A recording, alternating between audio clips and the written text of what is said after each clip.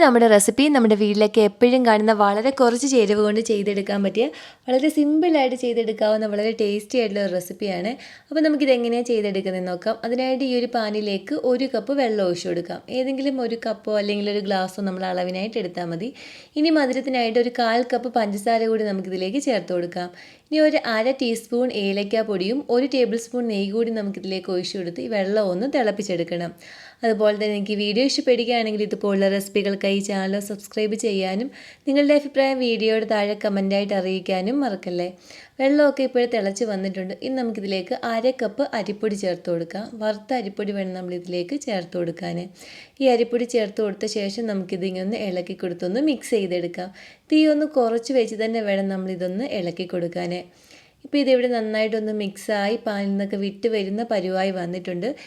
ഈ ഒരു സമയമാകുമ്പോൾ നമുക്ക് ഫ്ലെയിം ഓഫ് ചെയ്ത ശേഷം ഇത് വേറൊരു ബൗളിലേക്ക് മാറ്റാം. ഇനി ഇതിൻ്റെ ചൂട് ചെറുതായിട്ടൊന്ന് മാറിയിട്ട് നമുക്ക് ഈ മാവ് നല്ല സോഫ്റ്റായിട്ട് വേണം ഒന്ന് കുഴച്ചെടുക്കാൻ. ഇപ്പോൾ നമ്മളിതിവിടെ നല്ല സോഫ്റ്റായിട്ട് ഇതുപോലെയൊന്ന് കുഴച്ചെടുത്തിട്ടുണ്ട്. ഇനി നമുക്കിതിൽ നിന്നും കുറച്ച് മാവെടുത്ത് നമുക്ക് ഒരു കട്ടിംഗ് ബോർഡിലേക്ക് വെച്ച് ഇതൊന്ന് പരത്തിയെടുക്കണം. ആദ്യം നമ്മൾ ഇതിൽ നിന്നും കുറച്ച് മാവെടുത്ത് കയ്യിൽ വെച്ച് നന്നായിട്ടൊന്ന് പ്രസ് ചെയ്തൊന്ന് ഉരുട്ടിയെടുക്കാം. ഇപ്പോൾ ഞാനിവിടെ ഒരു കട്ടിംഗ് ബോർഡ് എടുത്തിട്ടുണ്ട്. ഈ കട്ടിംഗ് ബോർഡിലേക്ക് ഒരല്പം ഓയിലൊന്ന് തേച്ചിട്ടുണ്ടായിരുന്നു. അതിലേക്ക് വെച്ച് നമുക്കിതിങ്ങനെ ഒന്ന് റോൾ ചെയ്തെടുക്കാം. 2 കൈ കൊണ്ട് നമ്മൾ ഇതുപോലെ ഒന്ന് പ്രസ് ചെയ്ത് ഇതുപോലെ നീളത്തിലൊന്ന് റോൾ ചെയ്തെടുക്കണം. അതിനുശേഷം ഞാൻ ഈ കട്ടിംഗ് ബോർഡിലേക്ക് കുറച്ച് വെളുത്ത എള്ളു കൂടി ഇടുന്നുണ്ട്. ഇനി ഈ വെള്ള എള്ളു കൊണ്ട് നമുക്ക് ഇതിങ്ങനെ ഒന്ന് റോൾ ചെയ്തെടുക്കാം. ഇപ്പോൾ ഈ മാവിലൊക്കെ എള്ളാകുന്ന രീതിയിൽ നന്നായിട്ട് നമ്മളിങ്ങനെ ഒന്ന് റോൾ ചെയ്ത് എടുത്തിട്ടുണ്ട്. ഇനി നമുക്കിത് ചെറിയ ചെറിയ പീസാക്കി ഇതുപോലെ ഒന്ന് കട്ട് ചെയ്തെടുക്കണം.